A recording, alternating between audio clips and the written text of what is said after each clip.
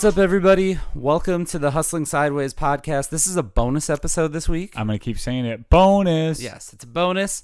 I'm Alan Halas. I'm a music writer. I'm Jim Love. I'm a keynote and motivational speaker. And today, we are talking about things that Hustling Sideways listeners, our side hustlers, go through. One of them is the power of saying no.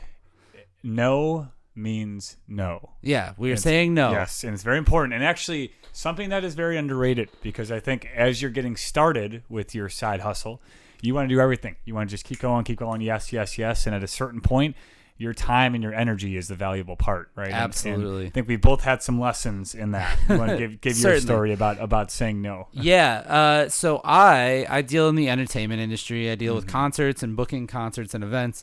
I am terrible at saying no. This is something I have to work on because I do a lot and I pretty much work until I don't work anymore. Yes. So whenever I go to Alan's house, I just ask for food and he never says no. No, just never give me say food no. and we're good. But I've made so much out of saying yes, but realizing that you say no sometimes helps add value to what you do. The one big one that I realized, I guess I don't say no, I say never again. Oh, there you go. You know what I mean? Yeah, because you'll have an experience like I won't. Yeah, exactly. Yeah. Like, so in particular, there was one concert that I was supposed to do with someone, and actually COVID had canceled it. But I was supposed to do a concert, and they had this big elaborate plan for what they were going to do, like way bigger than what the venue could hold.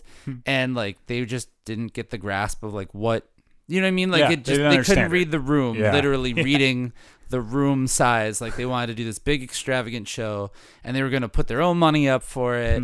And they were paying people all the wrong way. Yeah, it's like the Fire Fest. What was this, Fire Fest? No, I was not involved with Fire Fest. Okay, just want to make sure. But it might as well have been. It was not the situation that I wanted to put my name or my branding on. And I realized that.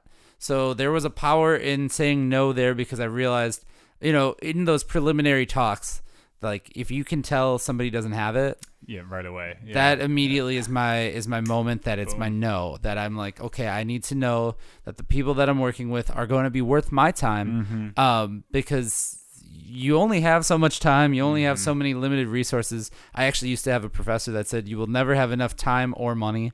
So you just have to kind of make it all work. It's true. And figure it all out. Very true. And it is definitely it was one of those situations where I was like, I don't have enough time. It is not worth it for me. So that was my no. Yeah. I was out. Yeah, so that's good. What is your no? When are you like, all right, I'm out of there? Well, over the years, something I've always struggled with is knowing what my value is to doing what I do. And typically because like budgets sometimes don't hit that. And originally, like the first couple years I was speaking, I wanted to go everywhere, anywhere and just do it. So I didn't really care. Yeah. And as time went on, I became more of a value add and more of a professional. I learned that like I deserve to have value attached to what I'm doing, and I've said no to a couple times where it's it was like either a long drive or a while away, and it wasn't worth that particular payment, and but what I've also learned is like and this was a couple years ago I did that, but more recently, instead of saying no because of that, I asked them to do something for me. So like okay, I'll do this if you can take more pictures, or if you can film me, or if you can like write a letter of recommendation, like small things they can do that make it, then I get something in return for it. So it's kind of like well no to that, but no but, if you will, right? Of like, if you can do this, and if they can't, like I need to get something, like I'm a professional at what I do, and that has to be something where I get it in return. But I do know, like in terms of spending my time, like there's things I still volunteer for that are important to me, that I'll do, and I understand what I'm like I'm giving back my time, and my talent, which honestly those two things are really important.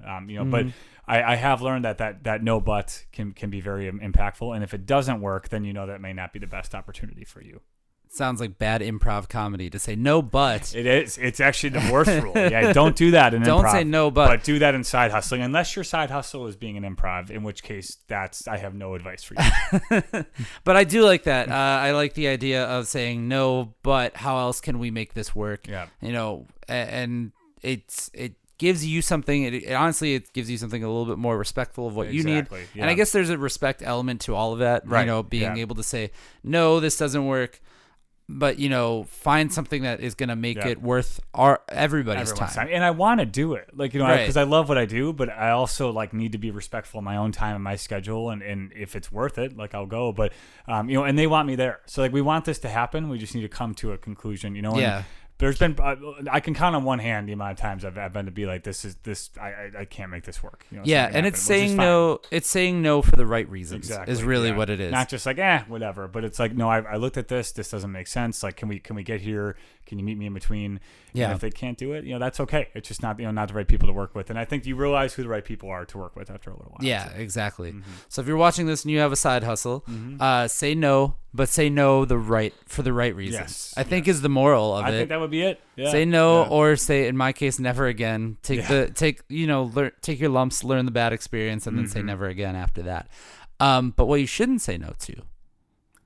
Transition is listening to this podcast and subscribing to it. Hot diggity dog. If you are new to us, welcome. We have a podcast we drop every other week with guests, and then we do these bonus episodes in between as well. You can like and subscribe to our podcast wherever you get your podcast. You can also give us a 5-star rating. You have to. It's the rule. You have to say yes to that. You can't say no to that either. Oh man. Yeah. You can also find the Hustling Sideways podcast. We are on Facebook, Twitter, Instagram, and YouTube. Just Hustling Sideways wherever you find us. And if you got a side hustle of your own, we won't say no to you. Correct. Also, if you have an idea for a bonus episode, we would always say, if you want to know something, if there's something on your mind in terms of your side hustle and you just want us to talk about it, we've experienced many things, and we would love to hear your recommendations for what you want to hear. So I like that. We will say, I'm just going to stop the no joke. We will accept your recommendation. We'll say yes to that one. But you can do that. You can send us, and if you want to be a guest, or if you got things you want to send us, you can do that by sending us an email over at hustlingsideways@gmail.com. You can find us everywhere too. We're always nice and willing to reach out. Most times. Yep. Otherwise, we say no. That's what we do. Oh, man. All right, time to end. Okay. Time to end. Well, anyway, this has been the Hustling Sideways podcast. Thank you guys so much for listening. And Jim, keep on hustling. We'll see you next time.